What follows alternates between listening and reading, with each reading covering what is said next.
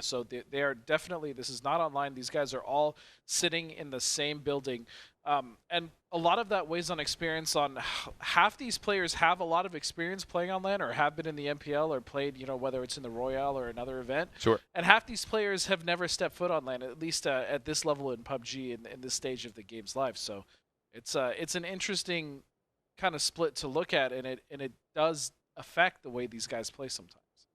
Well, map's underway, a southeast to kind of northwest type plane, and as we saw in game number 2 on Miramar, there were some hot drops. Same thing early on, according to the intelligence we gathered here on Sanhok. We'll see if squads stick to it or if they're going to decide to back off the same hot drops as they did all throughout the scrims here.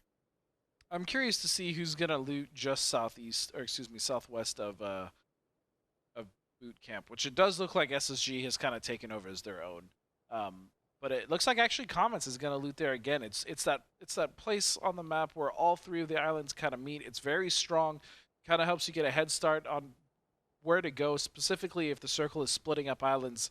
But also SSG with one of the best looting spots on the map in boot camp. Very central, can pretty much do the same thing from that position as the one I was talking about. And also Painan is great, which looks like Halo Klein, but this is going to be a North Circle, which means that low-key, the team we've been talking about, the ones that have kind of struggled so far in the first 2 games, this is really going to be a great opportunity for them to capitalize on circle position here and really get into the best position in order to put themselves forward and win the game. Yeah, so I was debated, y'all.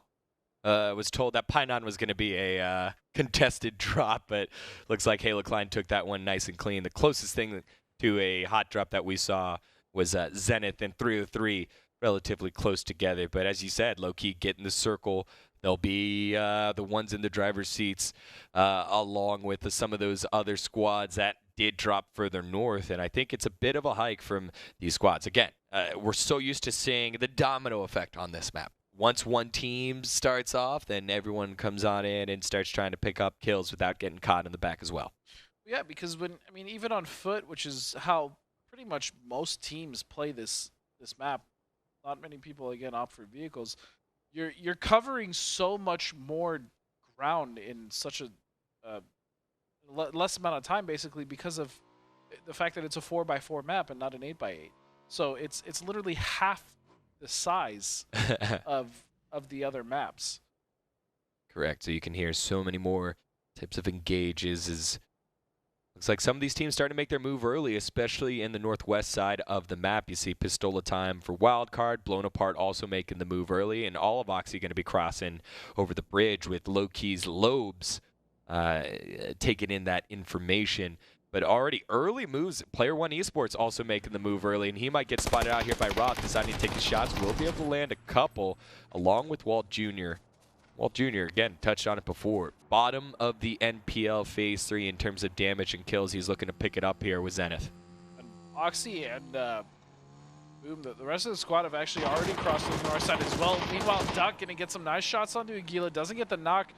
Reload coming in. QB, man, QBZ is such a good gun.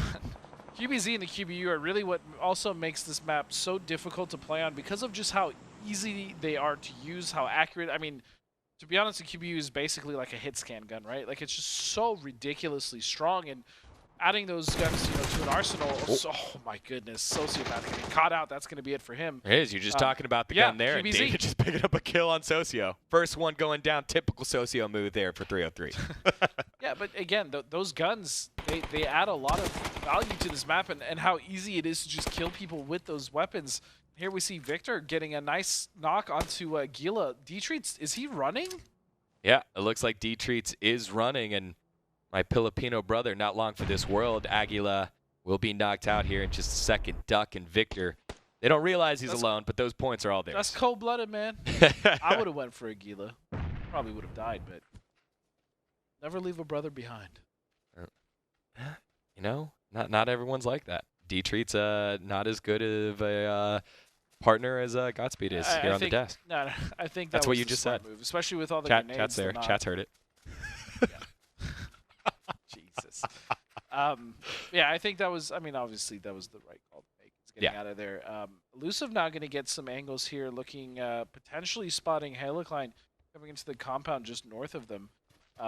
And again, there's not many compounds to play in pretty much every circle, right? If you can almost guarantee that if there's a compound in the circle, it's probably taken, right? Because teams go very early, try to set up to take those because of how difficult it is to kind of get those positions or even approach them sometimes.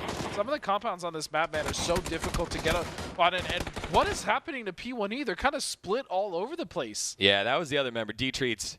Right. That was the punishment for not trying to revive early. That's why. That's what happened. Oh, no, yeah, actually, it's fishing a river. It's Acro getting killed. That is also another issue. I mean, all of these things are happening in such Break a shot. perfect order. Oh, wait. Oh. Break shot going for the flush, Sub-Zero. He's able to pick up one, and Comet's not able to help out. But here we go. Horseshoes and hand grenades. Hand grenades. Oh, what a bounce. Oh, but it bounces past him. Break shot still alive. There it is. He gets the bounce. And yeah, but this is like, it's been so perfect as far as for us. Everything that I've kind of glossed over and mentioned like is happening one after another of showing why this map is so difficult to play on.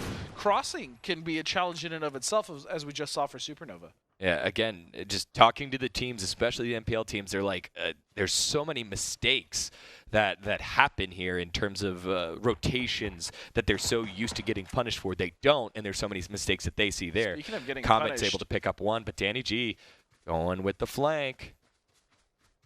We'll get there a bit late, so we won't be able to see Comets quite yet. Maybe he'll see some of the smokes coming on up, but Smoke and Aces and God Squad going back and forth, and now God Squad taking shots here at Comets. At Smoke and Aces and Obey Alliance, actually. And now God Squad coming on in. Disciple not able to make it. Oh, yeah, actually, he has no cover. Oh, Danny but G he made it. Down. Oh, he didn't make it. Triggs picking that one up.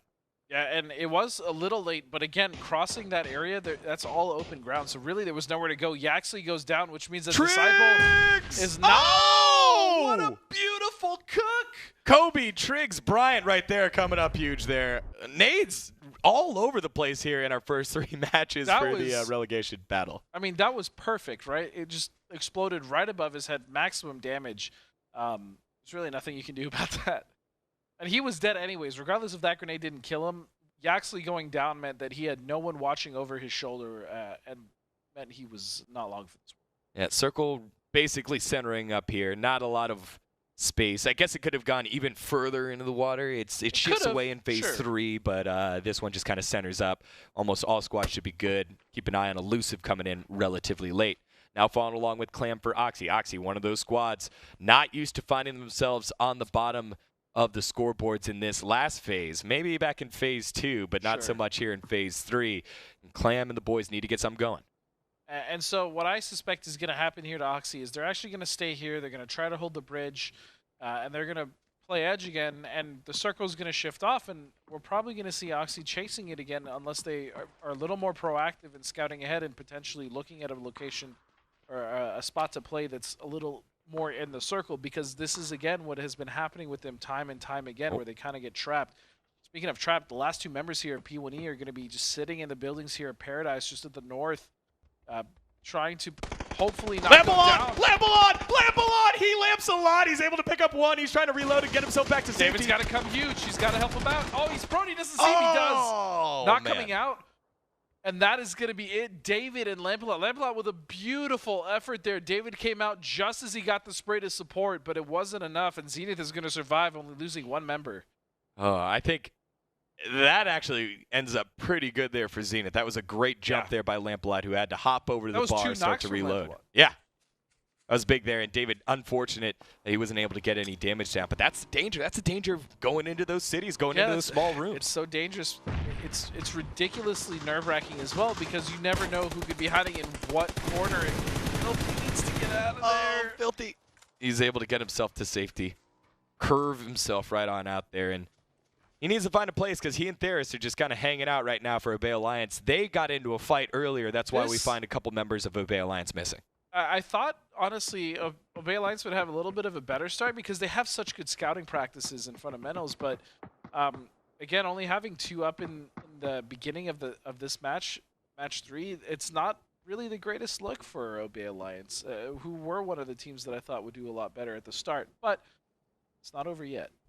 Not quite. And there's the solo member of Supernova. We saw them earlier get lambasted by Comets. Comets got taken out by God Squad, so Innate he'll play the sneaky snake game and take his time working on in. There's always a bigger fish. So again, Oxy playing this one slow, blown apart. Again, the NPLC regular season survivor leader. He did a really good job of hiding and running away. Did a really good job of not getting blown apart. You know what I mean? Which is what his name implies. Innate now from Supernova, who I'm still very impressed with. I mean, he is just in survival mode, and he doesn't have the worst spot. As long as he can kind of convince Oxy that there's no one behind him, he can not only sneak up and get into the next circle if he has to do so. Also, I want to point out that I'm very happy that Oxy has moved off the position they were at, because it's very easy to get trapped there. So it looks like they were proactive in moving down to the south a little bit more. Now they're going to be able to make their way into the next compound, or at least go north back to the position they were at. In that lake is a giant hill that they can also play, but it doesn't matter because it shifts so far east. Yeah. It doesn't affect a ton of squads, but one of the squads it does affect is Oxy. And our little man by him lonesome, Innate, who's just chilling out on the rocks. He's thanking his lucky stars that shots are coming on in and distracting. But everyone else, relatively safe to hang out. We saw Space Station Gaming taking some pot shots over at God Squad, but that really wasn't leading to anything. And Theris and Filthy also in a safe spot here inside the circle. Oh, but it does look like Oxy has opted to go into the compound here, try to make it through the team that is Space Station Gaming, occupying kind of the most eastern part across the street. And this is actually, I think, a good opportunity for Space Station to try to hold them out and get as many kills as possible, at least, and clear out their edge. Because if they're able to do that, they actually have so much room to play here on the southwest. Yeah, I think it was Clam getting lit up earlier by some nice shots from Baja silenced M4. Baja now still taking that peek there. Sees a couple now right in the middle of the street. Peaks, boom! Beautiful peaks coming in from Baja. Never really gave him the... oh, man. And that's everyone on Oxy except the most dangerous man still alive. But, you know, why did the boom cross the street? I don't know. That's why he got killed. Those were just really clean peaks coming out of a top-tier player that happens to find themselves in a relegation position, right? Like, Baja is easily one of the best players, I believe, in the NPL. So that just wasn't a good cross for Oxy to make. They didn't have any smokes.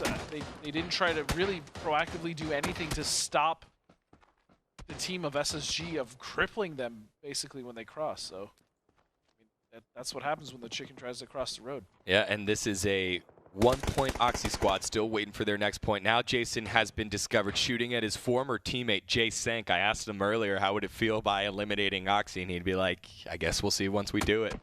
He's absolutely living up to that right now. Uh-oh, sneaky snake Innate. He's by himself. Down he goes, and Supernova out in 14th. Yeah, and they should also realize that they still know. I mean, this is a team that definitely keeps track of the kill feed, and they know that Oxy is still at least 2 up. That was a different team entirely, and they're just accumulating points and just controlling the southwest of the circle, which means, is that? This is the send. This is the tuk-tuk send. Everybody hold on. Cap of Pride. Here we go. Clam and Jason trying to get themselves out to safety. Baja trying to land the shots. Not quite able to, and Oxy might be the getaway. No, and it's Lopes coming on in. Oh, no, and the 2 long-standing members of this Oxy squad go down, not to the hands of Jay Sank, but to Lobes. The most desperate play, getting on a scooter and trying to get out. Meanwhile, Zenith Roth knocking himself off. Danny G going to be the beneficiary. He goes on in. Walt Jr. hanging out on top, and he's going to take a quick breather. Jr., I mean, he looked kind of lost there. Not ready for that angle or someone to come in. It basically was just kind of looking around, and God Squad, meanwhile, was pushing absolutely. That's going to be Patron basically running off by himself trying to survive. God Squad again living to their aggressive ways. You saw the push earlier that Zenith had trouble with against Player One Esports. Not the case here for God Squad, and they're able to pick up the points. So nice little push into the Paradise Resort compound. That still is inside the circle, but teams now starting to rotate on in, including Space Station Gaming. They'll be running into Noble. Right now we have Vanquish slowing down Smoking Aces, and it looks like Mime running the wrong way. Gets himself into a bush to hide for just a bit. Pentalol does get finished off by D-Rich on the kill feed. Cloudtail, the hero of game number 2 for Smoking Aces, currently knocked here in this one squad versus one squad battle. But on the mini-map, here comes Halo Klein and Elusive as well. Goodness gracious. And also it looks like Finna and Tetra are going for a wide wrap. Smoking Ace is about to be in a world of trouble as another nade is going to come down and knock Mime. Yep, Mime has been knocked. Monty on the retreat further back here. But you can see Elusive will be right behind him, and it's about to be a Monty sandwich from behind. It's Fizzle picking up the knock, and Barry Vibes picking up the kill. There goes Zenith Esports off of your feed, as well as Smoking Aces. The craziest thing about all of this, Degon, is the fact that Halo Klein is just on the west of them in the circle, just licking their lips with all the wounded players and stragglers that are going to be coming in. So it almost doesn't even matter as much for... Well, it does for the teams who get the kills, but in the end, whoever wins this west side is probably going to get picked apart by Halo Klein coming in. Yeah, Barry Vibes able to land some shots there, and Fozu goes down.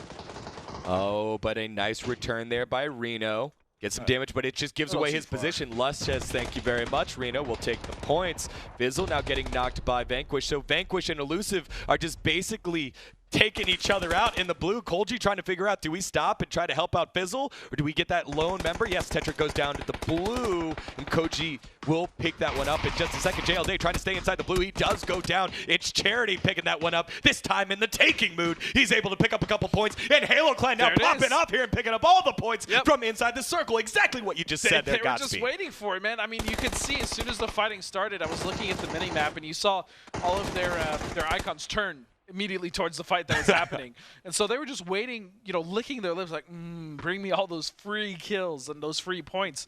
Meanwhile, Space Station absolutely dominating their side of the circle, taking out Obey Alliance, as well as we saw earlier Oxy, and then finishing off Supernova. So it's really starting to become a battle of Halo Klein kind of dominating the east, and then you have Space Station dominating the west. And then on the other side of things, in the north, you just have 303 kind of chilling. Yeah, chilling. Hey, guys, we're the tree team. We're surrounded by trees. Don't notice us. They're inside the building, and Kolji is going to try to take the long wrap around through the northern part of this circle. Not sure how successful that's going to be, but that's their game plan as it currently stands. You see here on the map, circle a little bit further south. Halo Klein relatively safe. Space Station have a building. Noble has a building. Look at all these buildings, just like edges of them inside. I mean, there's a lot of stuff to play in between the roads in the middle of the circle as far as like rocks, trees, a little bit of terrain.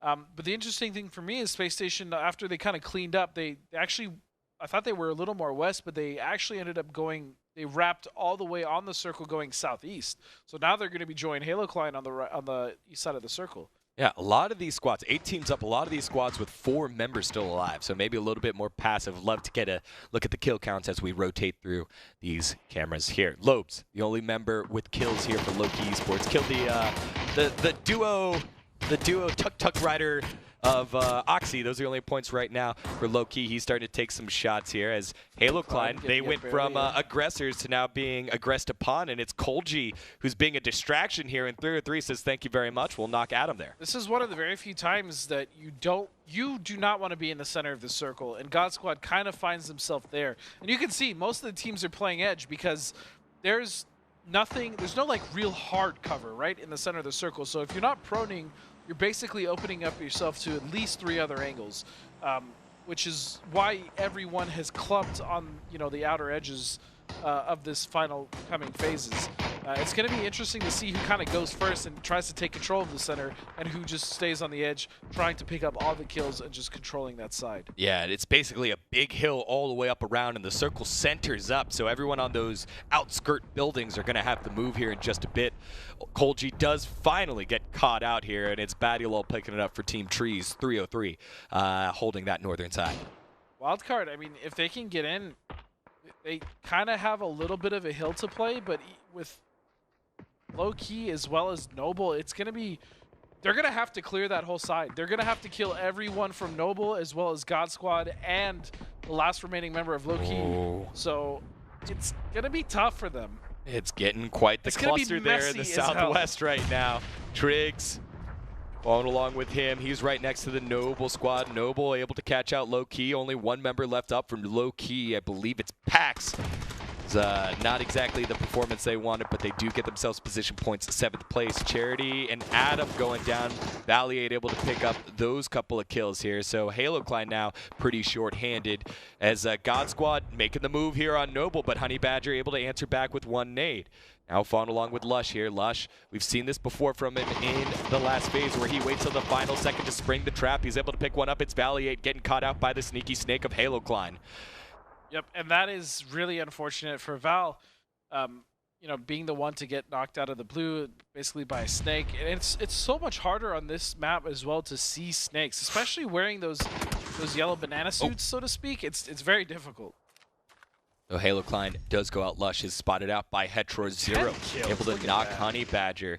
And so Noble now, they had one man down, but they're able to get the revive, so they're back to 3.5, we could say. Zero does get answered, and it's from the opposite side by Baja. So now Space Station Gaming finding someone else to focus here as we follow along. Again, Noble able to fend off God Squad's aggression and get another revive up to make sure they're still 4 strong. And I'm not even sure Wildcard really got punished by 303 there, who should have had clear LOS of them, but I guess not.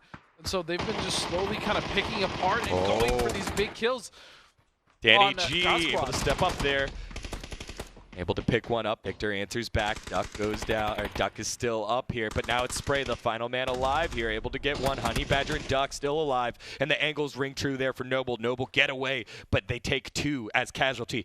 2 members still up here for Space Station Gaming, and now they're focusing up and saying, we're the better yellow team. They pick up the kill there on Duck, but here comes Wildcard from behind. Duck fluffs his lines, and it's Duck for dinner. Wildcard says, thank you very much. We'll pick that up at another position point. All the while, it's 303 just sitting back and getting position points. Battylol, D-Rich, and Dusty now taking a little bit of damage. And again, this hill is just the center of the map right now. And you notice no one wants to be in the center of that hill. And that's why, you know, the edges have been so explosive and we've seen so many fights. Wildcard, again, they didn't really have to do much. I thought it would be difficult for them to cross with the angles that 303 had, but I guess not. And now Wildcard is pretty much able to get at least 3 of their members across, and they're kind of controlling most of the circle right now, but Space Station not out of yet. Beautiful shots from Kickstart. Yeah, D-Rich gave away his position with the nade. Another one coming on through. It's Dusty going down, and now it's just Battylol up, and what looked to be a good position for 303 gets turned on its head, but here comes Space Station Gaming.